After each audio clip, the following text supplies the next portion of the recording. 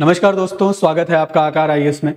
UPPCS 2024 prelims examination के history के section से हम कुछ सवालों को आपके बीच डिस्कस कर रहे हैं। तो उन सवालों के क्रम में आज हम कुछ सवालों को देखेंगे, उनके इंपॉर्टेंट फैक्ट्स के बारे में जानने की कोशिश करेंगे, उनके आंसर्स खंगालने की कोशिश करेंगे। तो इसी क्रम में हम जो है आज के इस वीडियो में बारी बारी से चर्चा करके शुरू करते हैं।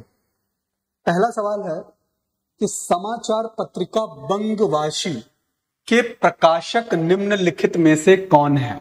समाचार पत्रिका जिसका नाम क्या है, बंगवासी नाम है। तो बंगवासी जो है, ठीक है, इसका प्रकाशन निम्नलिखित में से किसने किया? सुरेंद्रनाथ बैनर्जी, अरविंदो घोष, जोगेंद्रनाथ बोस या माइकल मधुसूदन दत्त। तो चार ऑप्शन में अगर हम देखें तो सुरेंद्रनाथ बैनर्जी को अगर हम देखें तो सुरेंद्रनाथ बैनर्जी ने जो समाचार पत्र शुरू किया उसका नाम था बंगाली समाचार पत्र। तो बंगाली समाचार पत्र की शुरुआत की, तो यानी कि बंगवासी से यह भी संबंधित नहीं है।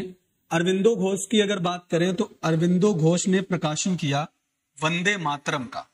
अरविंदो घोष के द्वारा प्रकाशन किसका किया गया? अरविंदो घोष के द्वारा प्रकाशन किया गया वंदे मातरम, ठीक है। उसके बाद तो ये भी नहीं है। उसके बाद आते हैं जोगेंद्रनाथ बोस। तो जोगेंद्रनाथ बोस के द्वारा बंगवासी समाचार पत्रिका का प्रकाशन जो है वो किया गया। और यहां पर माइकल मधुसूदन दत्त की अगर बात करें तो माइकल मधुसूदन दत्त ने एक बुक लिखी जिसका नाम था कैप्टिव लेडी, जिसका नाम था कैप्टिव लेडी। तो यानी कि यहां भी नहीं है। तो चार ऑप्शन में से करेक्ट ऑप्शन हमारा जो है वो सी है, जोगेंद्रनाथ बोस, जो कि समाचार पत्रिका बंगवासी के क्या हैं? प्रकाशक हैं। सुरेंद्रनाथ बैनर्जी बंगाली समाचार पत्र के प्रकाशक हैं। अरविंदो घोष वंदे मातरम समाचार पत्र के प्रकाशक हैं। जोगेंद्रनाथ बंगवासी और माइकल मधुसूदन दत्त जो हैं उन्होंने पुस्तक लिखी क्या, जिसका नाम था कैप्टिव लेडी, ठीक है। अगले सवाल पर चलते हैं। अगला सवाल है कि निम्नलिखित कथनों पर विचार कीजिए। औरंगजेब के गुरु मीर मोहम्मद हकीम थे। औरंगजेब ने 1679 ईस्वी में जजिया कर को समाप्त कर दिया। उपरोक्त में से कौन सा कथन सत्य है?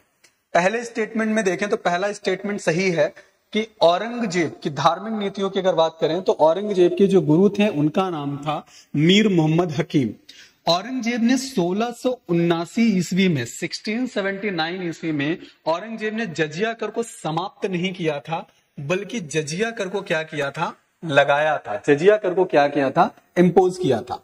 अगर बात करें जजिया कर के बारे में, जजिया टैक्स के बारे में अगर बात करें तो जजिया कर बेसिकली एक ऐसा कर है जो किस पर लगाया जाता है? गैर मुस्लिम पर लगाया जाता है। जो गैर मुसलमान है, गैर मुसलमानों पर जजिया कर लगाया जाता है।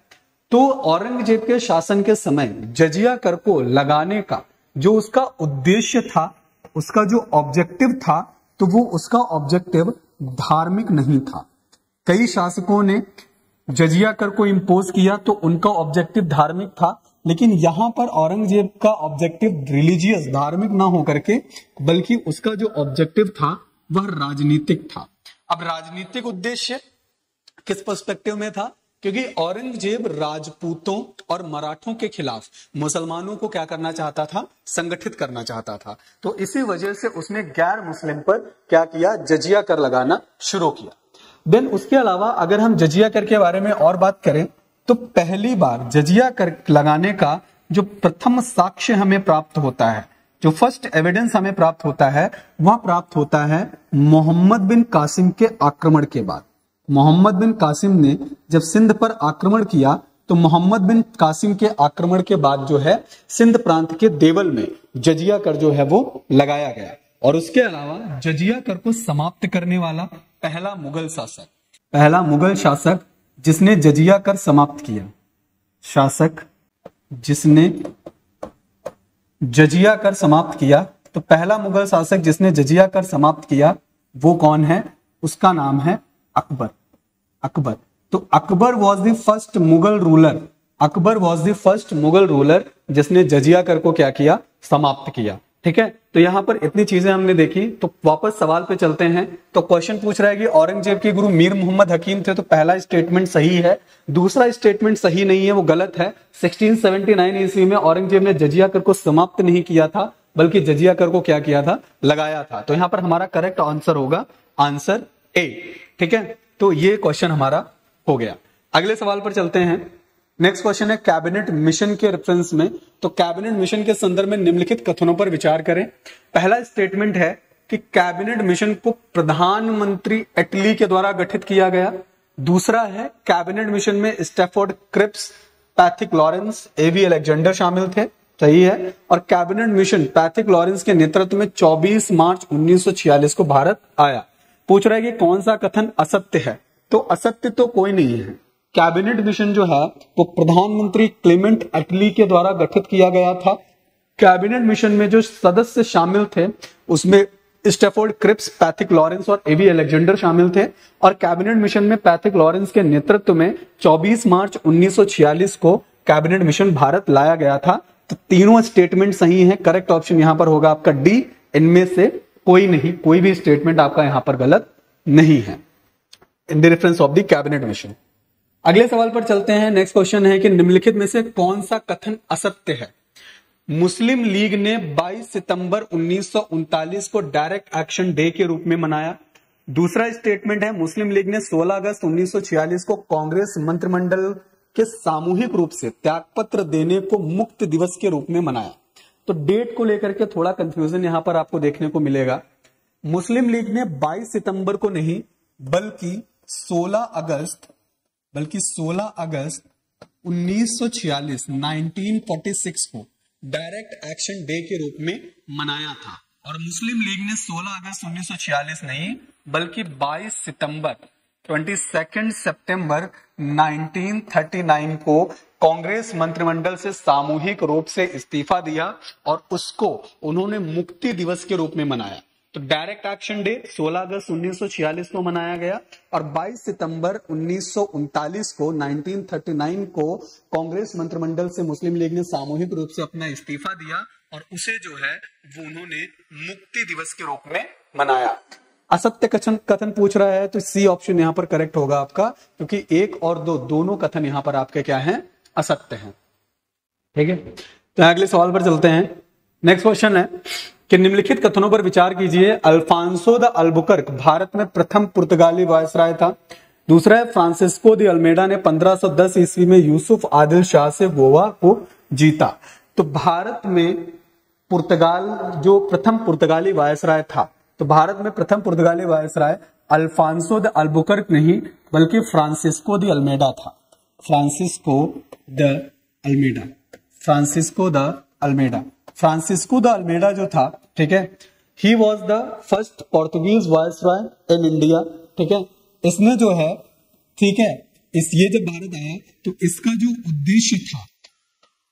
जो उद्देश्य यह था कि पूर्वी जगत के काली मिर्च और मसालों के व्यापार पर एकाधिकार। फ्रांसिस्को द अल्मेडा का मेन ऑब्जेक्टिव था, जब ये भारत में प्रथम पुर्तगाली वायसराय बन के आया तो इसका मेन ऑब्जेक्टिव था कि पूर्वी जगत के काली मिर्च के और मसालों के व्यापार पर अपना एक एकाधिकार स्थापित किया जाए, जिसके लिए इसने एक नीति अपनाई जिस नीति का नाम था शांत जल नीति, यानी कि ब्लू वाटर पॉलिसी। उसके बाद बात करें अगर अल्फांसो द अल्बुकर्क की, तो यहां पर फ्रांसिस्को द अल्मेडा ने नहीं बल्कि अल्फांसो द अल्बुकर्क जो कि 1503 में भारत आया और 1509 में यह पुर्तगाली वायसराय बना और 1510 में इसने बीजापुर के यूसुफ आदिल शाह से गोवा का समृद्ध राज्य जो है वो छीन लिया। अल्फांसो द अल्बुकर्क को भारत में पुर्तगाली साम्राज्य का वास्तविक संस्थापक माना जाता है। पुर्तगाली साम्राज्य का वास्तविक संस्थापक जो है वो किसे माना जाता है? वास्तविक संस्थापक वो माना जाता है अल्फांसो द अल्बुकर्क को। अल्फांसो द अल्बुकर्क जो है, अगर पूछा जाता है कि भारत में जो है पुर्तगाली साम्राज्य का या पुर्तगाली शक्ति का वास्तविक संस्थापक कौन था, तो भारत में पुर्तगाली साम्राज्य का वास्तविक संस्थापक अल्फांसो द अल्बुकर्क था, जो कि 1503 में भारत आया, 1509 में पुर्तगाल जो वायसराय बना, उसके बाद 1510 में उसने बीजापुर के यूसुफ आदिल शाह से गोवा का समृद्ध बंदरगाह जीत लिया।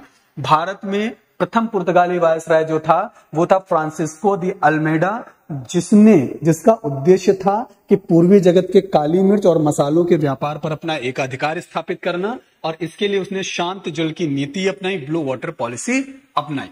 ठीक है, तो यहां पर सवाल में पूछ रहा है कि कौन सा कथन असत्य है, तो सी ऑप्शन यहां पे आपका करेक्ट होगा कि दोनों कथन आपके क्या हैं, असत्य हैं। ठीक है, अगले सवाल पर चलते हैं। अगला सवाल है कि सामाजिक सुधार आंदोलन के संदर्भ में निम्नलिखित कथनों पर विचार करें। शिशुवध प्रतिबंध वेलेजली के समय पारित हुआ, दास प्रथा पर प्रतिबंध एलनबरो के समय पारित हुआ, age of consent act Lansdowne, यहां पे लैंसडाउन नहीं है बल्कि लैंसडाउन है, लैंसडाउन के अंतर्गत लागू हुआ। उपरोक्त में से कौन सा कथन सही है? शिशुवध प्रतिबंध की अगर बात करें तो 1804 एडी 1804 ईस्वी में लॉर्ड वेलेजली के समय जो है शिशु हत्या पर प्रतिबंध लगाया गया। शिशु हत्या जो है एक प्रचलित प्रथा भारत में थी 13वीं सदी से। शिशु हत्या जो है वो 13वीं सदी से राजपूतों और बंगालियों के मध्य एक जो है 13वीं सदी से चली आ रही एक प्रथा थी, और इस अमानवीय कृत्य को वेलेजली के समय में क्या किया गया, इस पर प्रतिबंध लगा दिया गया ड्यूरिंग द पीरियड ऑफ 1804। दास प्रथा पर प्रतिबंध जो है वो एलनबरो के समय लगाया गया, और दास प्रथा पर प्रतिबंध एलनबरो के समय लगाया गया था 1843।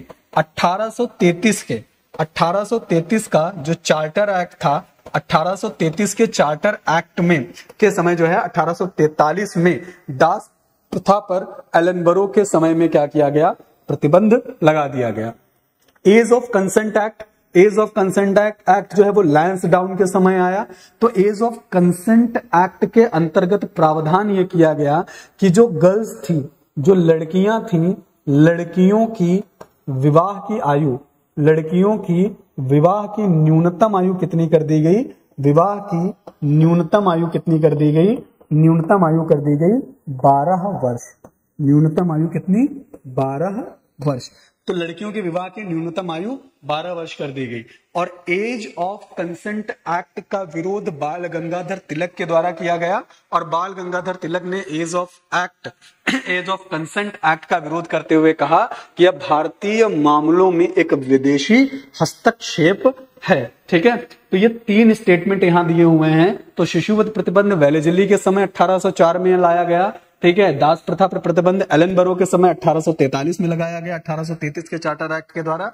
ठीक है, और age of consent act Lansdowne के अंतर्गत लगाया गया, जिसमें जो है लड़कियों के विवाह की न्यूनतम आयु कितनी कर दी गई, 12 वर्ष कर दी गई। और 1891 में जो है एज ऑफ कंसेंट एक्ट को लाया गया, और बाल गंगाधर तिलक ने एज ऑफ कंसेंट एक्ट का विरोध करते हुए कहा कि यह भारतीय मामलों में विदेशी हस्तक्षेप है।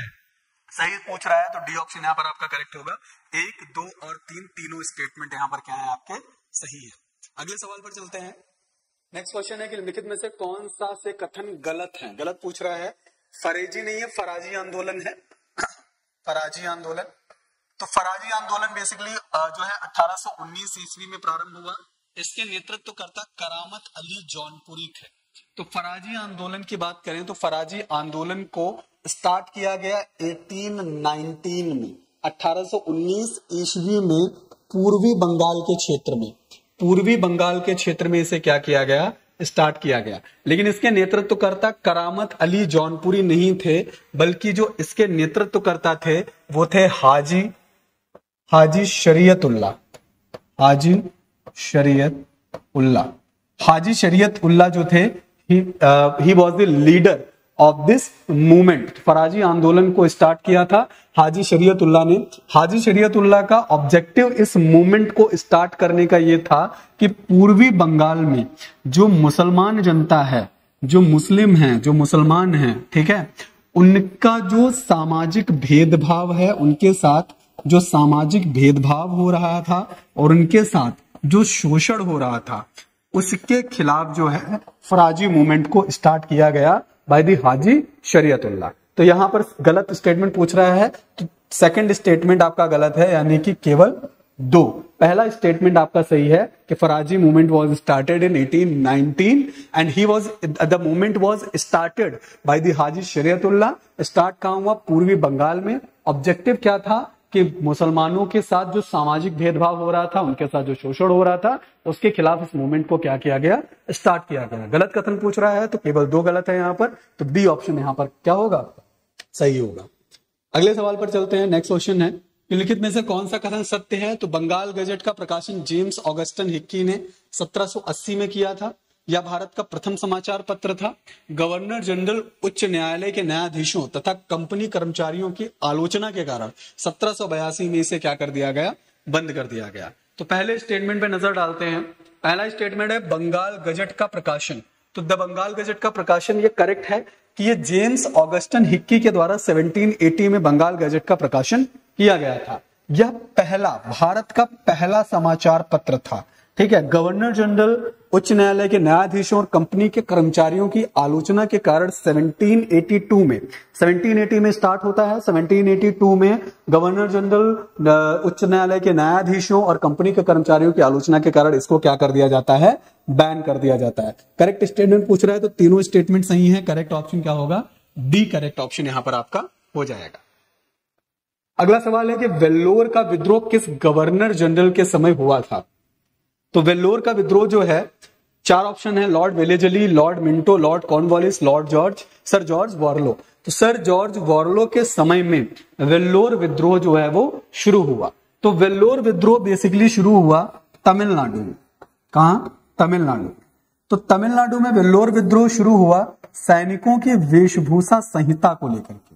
सैनिकों की वेशभूषा संहिता के कारण जो है, ठीक है, वेल्लोर विद्रोह शुरू हुआ। अब इसमें प्रॉब्लम क्या थी? इस संहिता में यह था कि जो सैनिक हैं उनको क्या करना होगा? उनको अपना दाढ़ी व मूछ कटवाना होगा। दाढ़ी व मूछ क्या करना होगा? कटवाना होगा। और दूसरी क्या चीज क्या करनी होगी? जो वो पगड़ी पहनते थे, ठीक है, जो वो पगड़ी पहनते थे, उस पगड़ी को क्या करना होगा?